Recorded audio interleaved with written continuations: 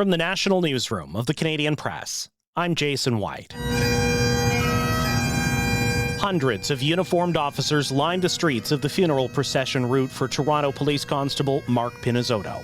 He was fatally shot June 11th while carrying out a search at an apartment building.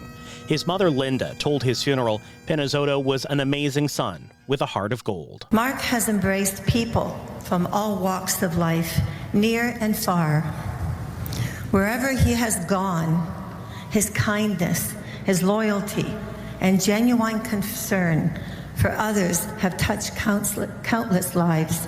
Pinizzotto's one of 4 police officers in Canada killed on the job in recent weeks. Some Fête Nationale celebrations in Montreal have been cancelled in the wake of another deadly shooting that killed a police officer. Monday's shooting also killed a bystander and left the alleged gunman dead. Media have reported the 25-year-old suspect from Lethbridge, Alberta, wrote a manifesto outlining a wide range of grievances. Ottawa is now looking to use its new powers to expedite major projects nearly a year after Bill C-5 was rushed through Parliament. 2 Arctic roads and a Northern Ontario nuclear waste repository are the federal government's first 3 proposals to designate in the national interest, but construction is still years away.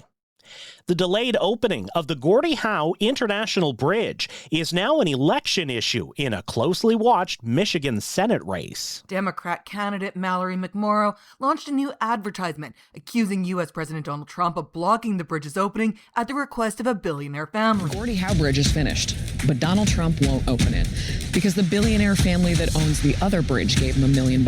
A ribbon-cutting event for the bridge connecting Ontario and Michigan was set to take place June 12th, but it was paused at the request of the United States. The Gordie Howe Bridge project has long faced heavy pushback from members of the billionaire Maroon family. They own the Ambassador Bridge and are longtime Republican donors. Kelly Malone, The Canadian Press, Washington.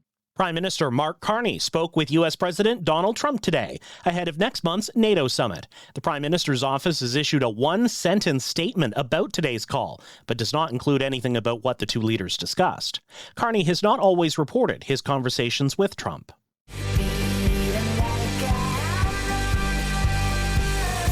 Metric frontwoman Emily Haines says young people's fascination with the so-called indie sleaze era is less about fashion and more about freedom. Gen Z's rediscovering the messy party scene of the early to mid-2000s. Haines says many of them yearn for a time before influencers, algorithms, and the pressure to turn every moment into content.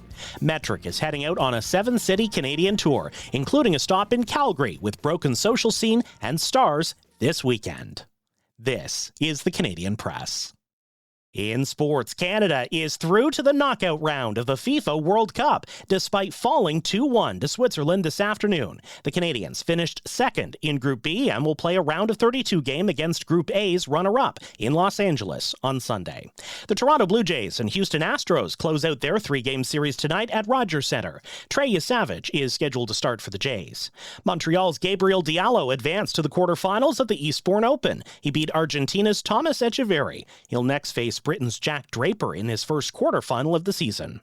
Canadians Bianca Andreescu and Catherine Sibov beat the Heat and moved within a win of a berth in the women's singles draw at Wimbledon. Andreescu cruised after a first-set setback, winning over Switzerland's Jill Teichmann in the second round of qualifying. Sibov fought back from a third-set deficit to beat Germany's Noma Noha Akuge.